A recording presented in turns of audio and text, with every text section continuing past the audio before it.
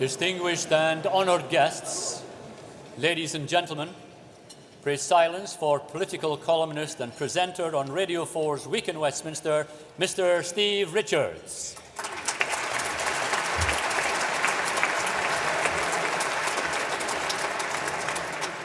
Thank you very much indeed. Sorry I'm not Janan Ganesh, but I'll be a lot better. No, don't tell him that. If it's okay with you, I'm going to make my stopwatch go on because I like to stick to time. I'll talk for about 20 minutes about the extraordinary state of British politics with this referendum looming, the London mayoral elections, various policy issues affecting all of you, and then leave time at the end for questions. In all the time I've been involved in writing or broadcasting about politics, there are certain moments when a single issue overwhelms everything else. And I can't tell you the degree to which this EU referendum, to my surprise actually, is completely dominating Westminster and British politics. So next week's budget will be framed solely through the lens of the EU referendum. As you know, the spring budget after a general election victory is normally when a chancellor does controversial, dangerous things, because an election is miles and miles away. And as you also know, Osborne ached to do some radical things next week. He wanted to stand up and say, "We are on a journey together. We have come a long way together, but today we take some tough decisions to make sure that Britain is open for business," and he was going to make a series of radical announcements. But in recent weeks, they've realised that this is closer to a pre-election budget, where you do not dare to take any risks in case you alienate voters. So Osborne is in this curious position of being the Chancellor who masterminded a general election victory, but cannot now make the most of that victory because of this bloody referendum. And so he is he is trapped. You will listen to that budget next week and not see a figure liberated, but constrained by the referendum. In a counterintuitive way, they've just announced they're going to have the Queen's speech before the referendum. But that's because they were worried that the referendum was becoming so dominant that they better have a Queen's speech to show that they're getting on with other things, because they plan to have it afterwards. So even that announcement that they were going to have a Queen's speech before the referendum was shaped by worries that the referendum was becoming overwhelming. And in a way, it's not surprising that Cameron and Osborne and others are so worked up. The stakes are very high, and in a way, quite literally, the drama is being played out in front of our eyes. Cameron didn't want to hold this referendum. He felt he had to do so. Similarly, Cameron didn't want to suspend cabinet collective responsibility, but felt he had to. He would lose in resignations several senior ministers if he hadn't done it. But in a weird way, cabinet collective responsibility binds governments together. We know it's completely dishonest. We know cabinet ministers, some of them hate each other, disagree with each other profoundly. But this pretense, this public facade of unity, keeps the show on the road. When you break that spell, that pretense that the front bench agree with each other around the clock on everything, it's very hard to recreate the spell once the referendum is over. So we have people like Boris and Michael Gove, if you translate what they're saying, accusing Cameron of basic naivety in his negotiations with Europe, of bad faith with the British electorate in claiming he's achieved something fundamental. And it's quite hard to recover from it. The reason I say that is this. We know what happens. We have a model for this, because we've had this referendum before in 1975. And exactly the same thing happened then. You all look far too young to remember the 1975 referendum. But Harold Wilson then, in exactly the same way, same number of cabinet ministers who wanted to campaign for out, announced that they too would have the freedom to speak in public. Wilson, who was a clever contortionist, said, this is Harold Wilson's voice. For those of you, I'm not going bonkers, he had a silly voice. And this is what Wilson said. I have decided to let the cabinet have an agreement to differ. Now, what a clever phrase, an agreement to differ, as if it was all consensual. All hell broke loose. Wilson thought it would all be polite and restrained and that they'll all get back together at the end of the campaign. What happened was this, as one example in 1975.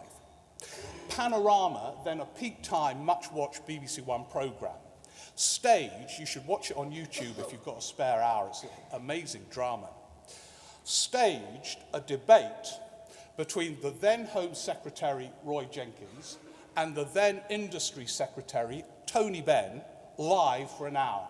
Benn for out, Jenkins for in. And Wilson sat down with his wife Mary, who incidentally voted out, and said, oh, let's see what's happening in Panorama. And he had a heart attack, because this is what happened. Benn, at one point, accused Jenkins of being a liar and said, with respect, Roy, you're not telling the truth about the impact of on the British Parliament of transferring powers to Brussels. The same argument, by the way, that Michael Gove is using now. Michael Gove often goes around saying he's a Blairite. Actually, he's a Bennite, and he's arguing about sovereignty in the same way that Tony Benn said that Roy Jenkins was lying in denying there would be an impact of the British Parliament. And Roy Jenkins turned to Ben and said, Tony, I really can't take you seriously as an economics minister. You're economically illiterate. And this is in front of 25 million people, 2 cabinet ministers. Within 5 years, those cabinet ministers were in different political parties. And the Labour Party was pledged to pull out of the European Union without a referendum. Now, I'm not saying the same thing is going to happen now. It won't be the same. This government is a lot less divided than that Labour government on other issues. But on Europe, it is quite deep. And the tensions will continue. Which brings me to another issue with Britain and referendums. We don't hold them very often. Leaders offer them all the time because they bind their parties together when they offer them. In 1997, Blair went into that election offering about 5 referendums. And I remember saying to Tony Blair before the election, God, we're going to be in the polling booths all the time. And Tony said to me, you don't think I'm going to hold these bloody referendums? I'm just offering, all right? No, I'm not going to hold them. And he didn't. He went into the 97 election offering a referendum on the euro, on electoral reform, and so on. And the reason he didn't is they're dangerous. We don't hold them very often. But when we do, here's a really interesting question to reflect on in terms of what the impact's going to be on the economy and politics on the Friday we get the result. I pose this question to you. What constitutes a win in a British referendum? And I pose it based partly on what happened in Scotland, where the status quo staying in the UK, as you know, won by 10%. And that win turned into a total triumph for the SNP, who've been soaring in Scotland ever since. So a close result in, say, which is quite possible, does not necessarily become a victory for in. It could trigger more turmoil in the Conservative Party. If, and Paul suggests it's close, I personally, if you want me to predict, I mean, it's a fool's game, but I think we will vote to stay in. But if we vote out, be prepared for all hell to break loose. I'm giving an impartial account, but I'm just objectively telling you. It is impartial. There are arguments for out, which I'm happy to outline to you all. But what I think even the out campaign must accept is that in the immediate days following an out vote, these things will happen. This is not conjecture. If you think about what happened economically when Boris Johnson somewhat haphazardly announced he was going to be for out, I don't know if you saw that press conference outside his house, or I think it's been agony, I've been playing tennis, but I'm sort of out. I'm out. What followed that haphazard press conference was very revealing. The pound fell, just on Boris declaring for out. So imagine what will happen on the Friday/Monday if we vote out.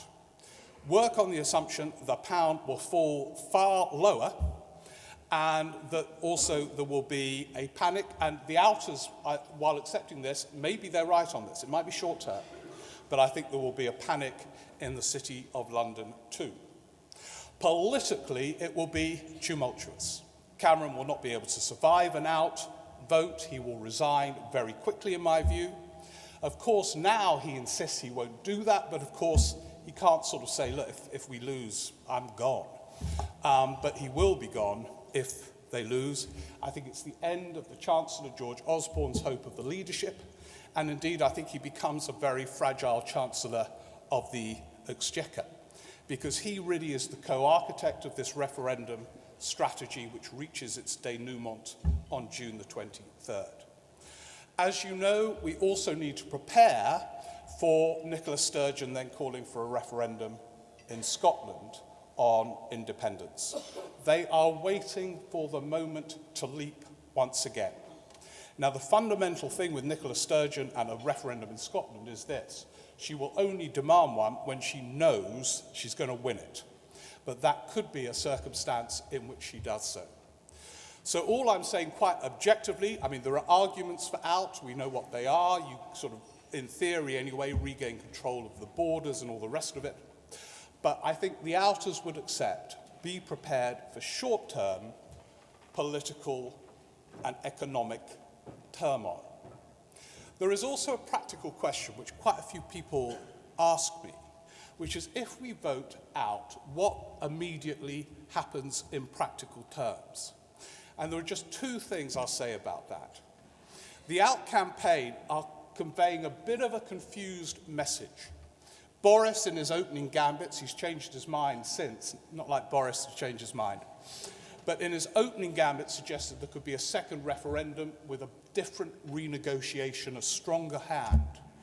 Michael Howard, the former Tory leader, is still making that case. From all my conversations with Number 10 and the Treasury, there are no contingency plans for a second referendum under any circumstance. They say Europe would not play with it. Merkel, who's having a nervous collapse with all the other things going on, the idea that Cameron phones her up and says, could we have another renegotiation, please, and another referendum, and could you fix it with all the Eastern European countries? I think she'll have a complete collapse and tell him to something rude in German. It's not going to happen. So I think what will happen if we vote out is Article 50 of the Lisbon Treaty will be triggered, and it will take 2 years of negotiation. That's the time span allowed during which Britain would pull out of the European Union, and with fairly limited negotiating triggers from the UK perspective. So it is an extraordinary moment, and it's a moment in politics where it becomes a bit Shakespearean. It's issues about loyalty and betrayal. Gove in agonies, who am I loyal to? My two close friends, Cameron and Osborne, or my belief that we should pull out of the European Union? He chose the latter, knowing that if he prevails, he will destroy the careers of his two closest friends. Boris, playing tennis, what am I going to do, what do we do? Who is he loyal to? His personal ambition, perhaps, but not just his personal ambition. Life is more complicated than that. To the City of London, to literally the whole of his mayoral remit, which tends to be pro-EU. Is he loyal to that? Is he loyal to Cameron? Well, that's an easy one to answer, no. But I think people have been agonising about this. And this leads me into a segue onto the state, briefly, of the Labour Party. Because in a way, those same questions are being posed in the most extraordinary political story that I've ever covered, the rise of Corbyn. There is Corbyn, an MP since 1983, whose life was so uncomplicated it just involved leaving his house, getting on his bike, going into Westminster, voting against his leadership, and then cycling home again, having had a very fulfilled day. Suddenly, totally against his expectations, I'll tell you the conversation that left-wing group of MPs had when they decided which candidate they would put forward, whether it be Diane Abbott, John McDonnell. This small group said, look, Jeremy, it's your turn now to stand. And Corbyn said, but I plan to spend the summer on my allotment in Islington. And one of them said, well, you'll be back on your allotment in September. Just, do without growing your onions for 4 weeks, and then you can carry on doing it. And he said, oh, all right, I'll do it. And then he wins. He wins the whole thing. And he doesn't just win, he wins by a landslide. And yet, at the moment of this soaring, bonkers, unexpected triumph, Corbyn is challenged in a way he's never been before. What is he loyal to? His convictions. I think if he was loyal to his convictions, by the way, he'd be campaigning to leave the European Union. Or is he loyal to keeping his party together as its new leader? Is he loyal to winning general elections, in which case he has to dump a lot of his convictions? Who and what is he loyal to? And these Labour MPs wandering around Portcullis House, where they all hung out in the growing moods of despair, are in the same agonised turmoil. Who are they loyal to? Are they loyal to their party? Well, in which case they can't knife Corbyn because their party voted for Corbyn by a landslide. They would have to pay homage to Corbyn. But they can't bear the idea of paying homage to Corbyn. So who are they loyal to? It's that great Shakespearean theme that various big figures on both sides of UK politics are agonising about. When we surface from this period of high political and economic drama, what are the policy issues that we will focus on? Partly, of course, it depends on what happens in the referendum, and incidentally, that will have a huge impact on who the next leader of the Conservative Party is. Partly, it depends on what happens to the economy, and Osborne is much more nervous about the state of the economy than he was 6 months ago. But I think one of the issues, and I just mentioned this in passing, partly because we were discussing it on our table, is this fascinating conflict, which I know affects all of you in terms of planning policies, between a theoretical support for localism and a desire to pull all the strings at the centre. And it's very, very interesting watching George Osborne. Anyone who sees Osborne at the moment leaves with this. A, it's the game of politics that excites him. But B, if he's got a policy passion, it's the Northern powerhouse, in theory. And I can confirm that. At the Tory conference, I went to this fringe meeting he gave at the Granada Studios in Manchester. It was his Northern powerhouse fringe meeting. And it was slightly surreal because Osborne was saying, it's great that you're all here at the Tory conference. I'd like to welcome the Labour leader of Manchester Council, the Labour leader of Sheffield Council. Which party conference am I at here? But, as you all know, as you navigate planning procedures and all the rest of it, there is a deep ambiguity within the Treasury about whether they really believe in localism or whether they want local institutions to deliver what they determine on their terms, with their financing, etc. I think it is a genuine tension within this government, and incidentally, it was a genuine tension of the last government as well. And I don't think it's resolved, and I don't think it will be resolved over the next few years. So we're at a point of high excitement, and at that point, I think it's best for me to say thank you so much for listening, and we've got now time for some questions. Thank you very much indeed.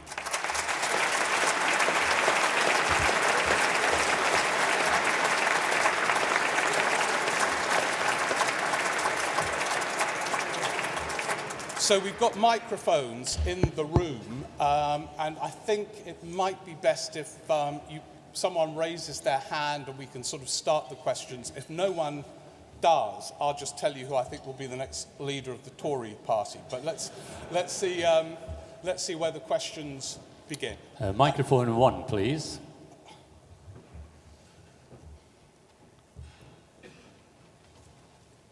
I could ask it from here. Okay. Here it comes. So who do you think is going to be the next mayor of London? Well, who's going to be the next mayor of London? This is a really interesting part of the referendum narrative in some respects. I bumped into Nigel Farage the other day. It will answer your question. And he was, Farage was sitting outside a restaurant. It was a freezing cold lunchtime, but Farage was sitting outside a restaurant in Westminster with his glass of red wine. I wonder what, of course it was because he was smoking, so he was sitting outside. Steve, how you doing, mate?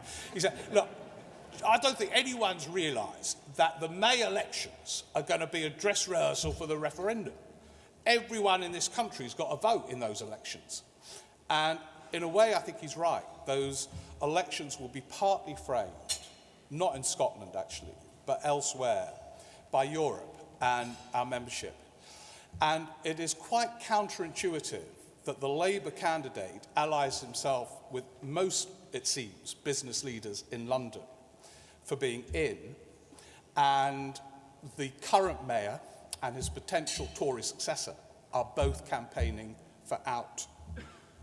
And I think it's one of quite a few counterintuitive dynamics in this campaign.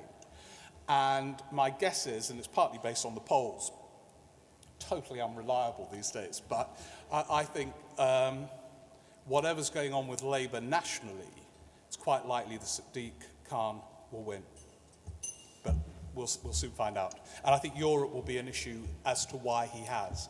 All the polls suggest London is pro-Europe by a big, big margin. Microphone 2, please. Thank you. Steve, it's very difficult for the Conservatives to recover from the referendum. Is it slightly easier than we imagined for Jeremy Corbyn to win the general election? Is it easier for Corbyn to win the general election or for the Conservatives to recover from the referendum?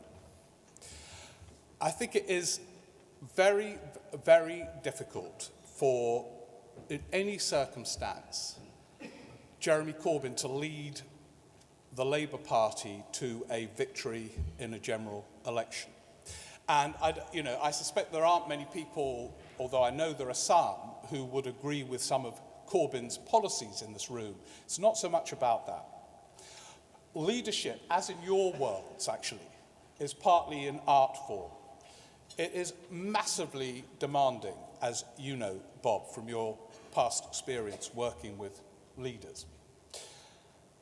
A political leader has to unite a party, has to stick to its core values but seek a wider appeal, work with the media, deal with the House of Commons, and build up to a general election in an era of 24-hour news. And I think any 66-year-old who had led the political life that Corbyn has led would not be equipped for it. And so I don't think he can win a general election. Whether the Tories can recover from the referendum is more complicated. As I say, history suggests not, unless Cameron wins really big and the issue is seen to have been resolved. But my sense is, and it's this sovereignty thing that they're so obsessed with, it's not actually about the economic say of the City of London or the British economy. There is a group within that parliamentary party who are gripped by the issue that Parliament in the UK no longer has control over the UK. And I think that will continue after the referendum, which will make the party quite difficult to manage. Anyone else from this side of the room? Okay, thank you, sir. Thank you. Excellent lunchtime speech. Thank you for that. So, given all We'll the finish at that point, actually. after this question, at least. So, given all the uncertainty we're expecting over the next couple of months, do you think we'll actually get a decision on airport capacity for the UK? Will we get the decision on airport capacity for the UK? A really good question. Again, I'm sorry to go back to this referendum, but I think it depends on whether we all think, and Cameron himself thinks, he's in an authoritative enough position to take the decision. And we'll just be able to feel it. We know Cameron has flunked this decision now 2 or 3 times. And that's partly a personal thing, that he was unequivocal in his opposition to Heathrow. He worries about how he deals with that. But as we all know, it's been partly or largely a party management issue. And he hasn't been in a position yet to take on Boris, Zach, and a significant, but not big, but significant, given his overall majority, part of his parliamentary party. If he wins big, I think we'll get an announcement quickly, i.e. before Parliament goes away for their holiday. If there is continuing turmoil, there's no way he'll be in a position to take that decision, and it will be kicked into the autumn. So I think we will know whether he's going to go for Heathrow by the mood of his government and party in the immediate aftermath of that referendum. Osborne, as you know, has been aching to do things, has been aching to get Heathrow through. Now they've got an overall majority. But at each point where they were about to make the announcement, they didn't feel strong enough to do it internally. So it will depend on what happens in the referendum.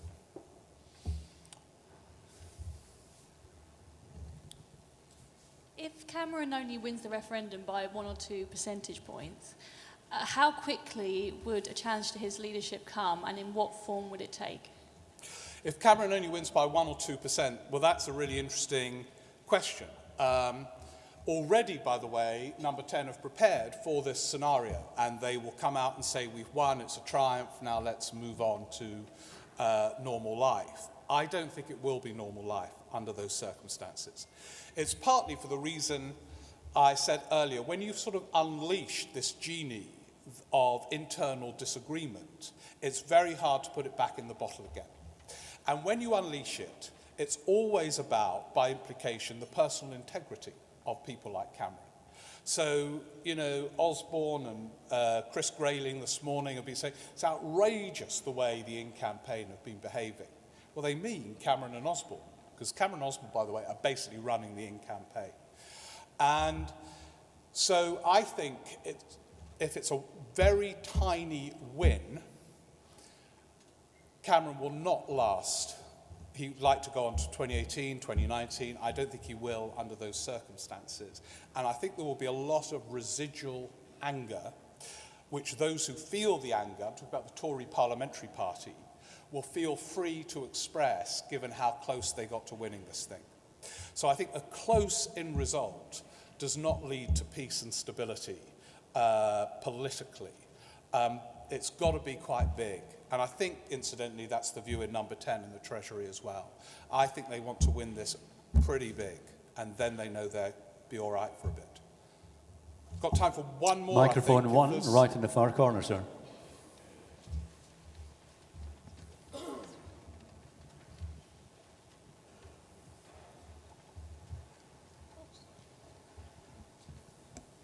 Good afternoon. This is another question about the referendum. Arguably, there are 3 key issues, one being trade, another being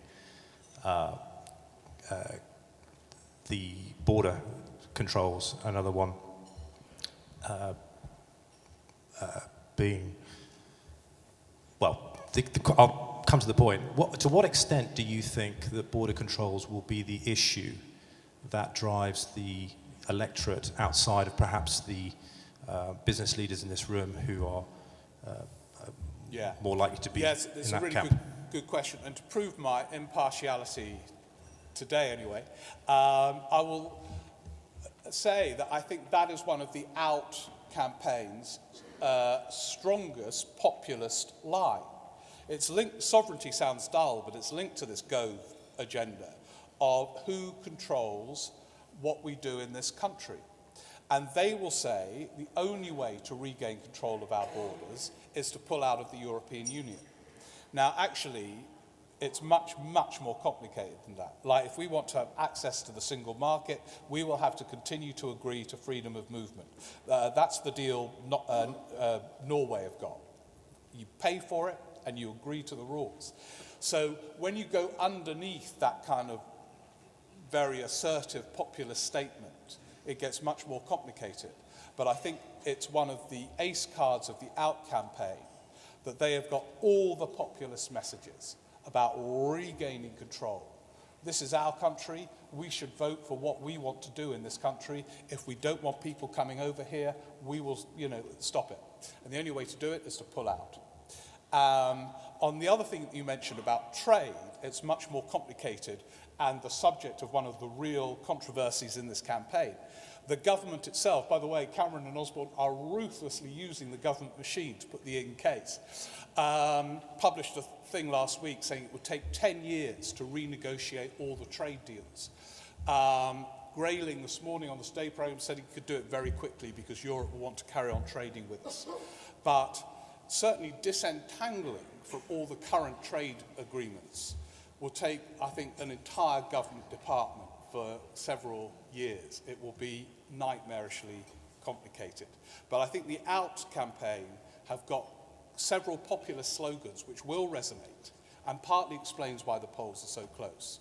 And let's regain control of our borders is one of them. We've run out of time, I'm afraid. We could carry on all night, but thank you so much for listening. I really appreciate it. Thank you very much.